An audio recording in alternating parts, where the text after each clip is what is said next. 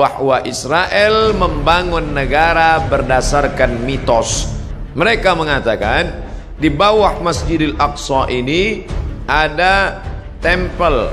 Penjajahan terbesar di atas dunia hari ini dilakukan oleh Israel. Tembok terpanjang di dunia hari ini, tembok yang dibangun oleh Israel. Bismillahirrahmanirrahim. Nanti sampai masanya, kata Nabi SAW, sampai batu pun akan berkata, ya Abdallah, wahai hamba Allah, hadzal Yahudi, ini di belakangku khalfi ada seorang Yahudi, uqtulhu, bunuhlah dia. Satu saja yang tidak mau menunjukkan tempat Yahudi, yaitu syajaratul gharqad, pohon gharqad, bentuknya seperti pohon pinus. Alhamdulillah, ketika saya sampai di kota Rafah, ini Mesir, ini Palestina, lalu ada satu kota bernama Rafah dibagi dua. Perjanjian damai antara Mesir dengan Israel, maka mereka ambil setengah dan diambil oleh Mesir setengah. Di tengah kota ini dibuat satu garis lurus perbatasan dengan tegangan listrik, tegangan tinggi, pagar kawat, sehingga antara orang Rafah yang ada di Mesir dengan yang ada di jajahan Israel putus kontak, hanya bisa berhubungan lewat alat komunikasi, padahal mereka punya kota yang indah sebelum penjajahan Israel tahun 1946. Dari sana kita lihat hijau. Ternyata yang hijau mereka tanam itu adalah syajaratul gharqad, pohon yang memang sudah disebutkan Nabi Muhammad sallallahu alaihi wasallam. Mereka mengatakan di bawah Masjidil Aqsa ini ada tempel kuil King Solomon yang mereka agungkan, yang dalam Al-Quran kita menyebutnya Nabi Sulaiman alaihissalam mentauhidkan Allah subhanahu wa ta'ala, anak dari Nabi Daud alaihissalam juga mentauhidkan Allah, tapi mereka merusak ajaran ini dan mereka membawa ini sebagai slogan. Oleh sebab itu ada seorang berkeluarga negaraan Perancis bernama Roger Jaraudi masuk Islam, bersyahadat, dan dia menulis buku bahwa Israel membangun negara berdasarkan mitos. Maka pemerintah menangkap Roger Jaraudi, dipenjarakan, tapi dia puas karena dia sudah mengungkap bagaimana kebatilan Israel. Penjajahan terbesar di atas dunia hari ini dilakukan oleh Israel. Tembok terpanjang di dunia hari ini, tembok yang dibangun oleh Israel.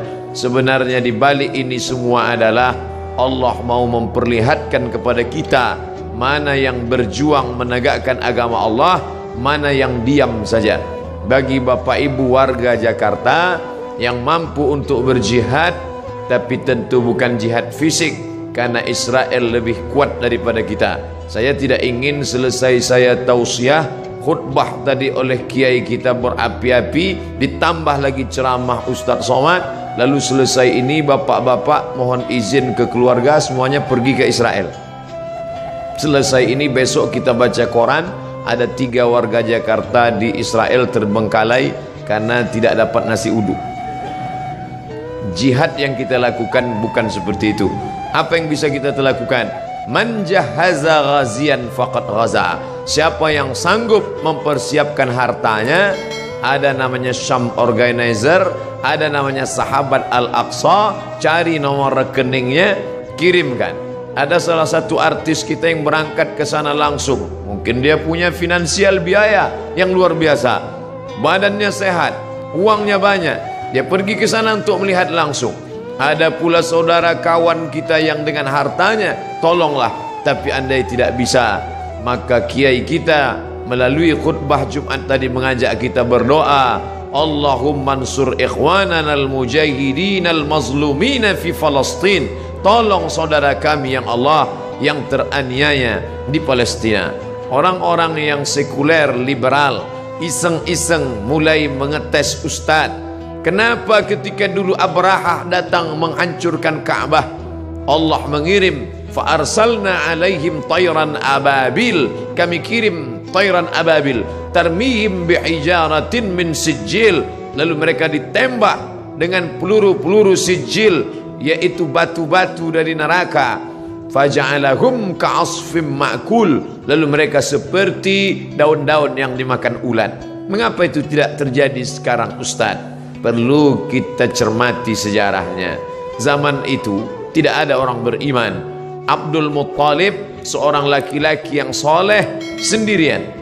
Dialah yang memegang kunci Ka'bah. Abdul Muttalib punya anak Abdullah, Abdullah punya anak Muhammad sallallahu alaihi wasallam. Maka Abdul Muttalib datang membawa kunci Ka'bah, dia serahkan kepada Allah. Di pintu itu dia berkata, inna lihadzal baiti rabban yahmih, rumah Baitullah ini ada Rabb, pemilik, pencipta, pelindungnya. Aku tak sanggup menjaganya, ya Allah jagalah dia. Zaman itu tidak ada orang beriman, tapi hari ini 2 miliar orang beriman. Asia Tenggara saja lebih dari 1,5 miliar. Indonesia, Malaysia, Brunei Darussalam, Moro, Patani Thailand Selatan. Maka ini sudah cukup. Belum lagi dari daratan India, Pakistan, Bangladesh, Myanmar, lalu kemudian 22 negara Arab yang terpecah dari mulai Yaman sampai ke Maghribi Maroko di Afrika Utara. Umat Islam yang tersebar di Eropa, imigran dari Jerman yang sudah ada di Jerman, imigran dari Turki, hampir lebih 2 juta orang. Umat Islam tersebar banyak. Ini adalah tantangan bagi umat Islam, bagaimana menolong Masjidil Aqsa yang menjadi kiblat Nabi menghadap ke Masjidil Aqsa 18 bulan lamanya. 18 bulan 17 menghadap ke arah Masjidil Aqsa sampai akhirnya turun ayat fawalli wajhaka syatral Masjidil Haram, hadapkan wajahmu ke arah Masjidil Haram.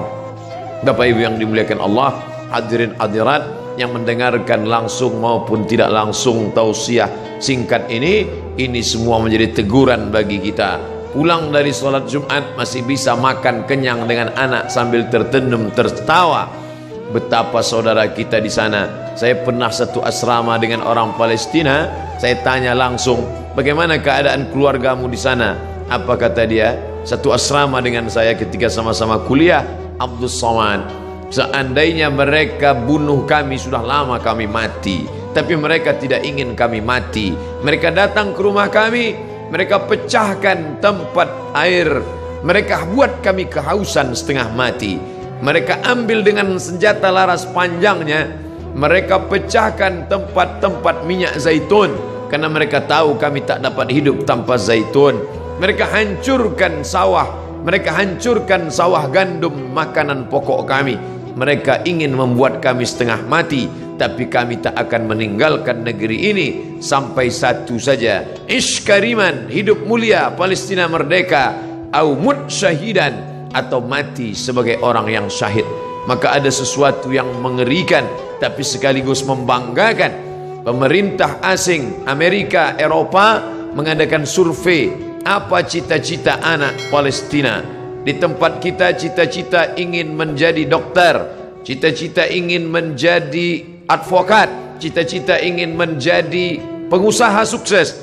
Tapi cita-cita anak Palestina lebih 90% cita-citanya ingin menjadi seorang yang mati syahid. Maka apapun profesinya, iskariman, kalau kau hidup, hiduplah mulia, au mut syahidan, kalau mati maka mati syahid. Maka pemerintah Mesir lewat masyarakat muslimnya membuat slogan mempertahankan makanan produk Islam, tidak membeli produk-produk dari Israel yang sekian persennya dibelikan untuk peluru membunuh saudara-saudara kita. Uangnya uang kita, kita yang memakai, dari deterjen sampai sikat gigi, sampai tekstil, sampai alas kaki. Produk Amerika dan Eropa bekerja sama dengan lembaga Israel untuk membantai saudara-saudara kita. Alhamdulillah, di negeri yang kita cintai, Republik Indonesia, kita digalakkan untuk memakai produk sendiri, negeri asli sendiri, tidak ada kaitan dengan impor dan Israel. Maka kembalilah kepada produk-produk kita, karena sedikit banyak kita sudah menyumbang membeli peluru untuk menyobek jantung saudara kita. Ini bukan masalah nasionalisme. Orang yang berkata tidak ada hubungan kita dengan Palestina, itu murni hubungan konflik antara Palestina dengan Israel, maka dia tidak mengerti ajaran Islam. Kita baca Al-Quran, Subhanalladzi asra bi'abdihi laylan minal masjidil haram ilal masjidil aqsa. Kalau orang mengatakan itu Palestina tidak ada hubungan agama, maka Masjidil Aqsa terletak di Palestina. Kita beriman kepada Isa alaihi salam bukan sebagai anak Tuhan, tapi sebagai Rasul utusan Allah. Isa lahir di Palestina, besar di Palestina, diangkat dari Palestina. Kita beriman kepada Musa alaihi salam, ditulis namanya dalam Al-Quran.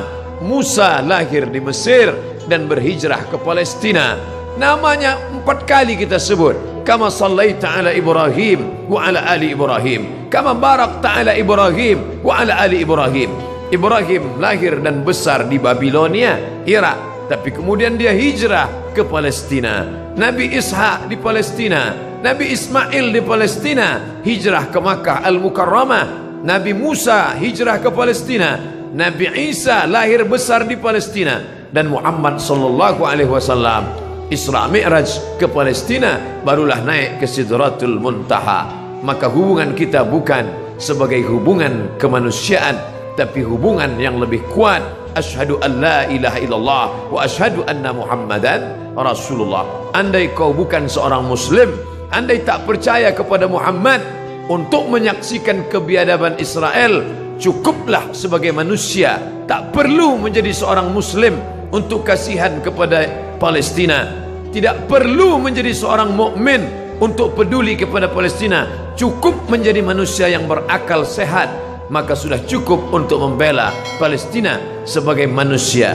Oleh sebab itu sekarang bergejolak orang-orang Eropa yang tidak bertuhan, ateis, tak percaya kepada Tuhan, tapi tetap membawa bendera Palestina. Maka aneh bin ajaib kalau ada orang Islam yang setiap hari berkata asyhadu an la ilaha illallah wa asyhadu anna Muhammadar Rasulullah, tapi tak tergerak hatinya melihat apa yang diderita oleh Palestina. Dulu kita tidak bisa melihatnya, tapi sekarang nyata.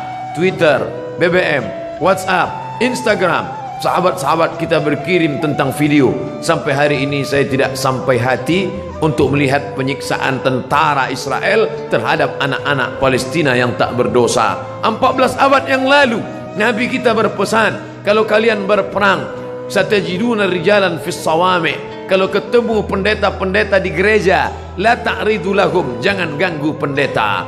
La taqtulu sabiyan murdi'a, jangan bunuh anak kecil. Wala syaikhan faniya, jangan bunuh orang tua renta. La taqiranna sajaratan, jangan potong pokok kayu. Wala nakhlan, jangan potong pohon korma. La tahdimu buyutan, jangan hancurkan rumah. Sebelum kesepakatan Jenewa, aturan perang internasional, PBB, United Nation, Nabi 14 abad yang lalu sudah melarang jangan bunuh anak kecil, perempuan tua, renta, hamil, pendeta. Mereka bukan objek perang. Tapi Israel di tahun 2017, anak-anak tak berdosa, mereka pukul berdarah kepalanya.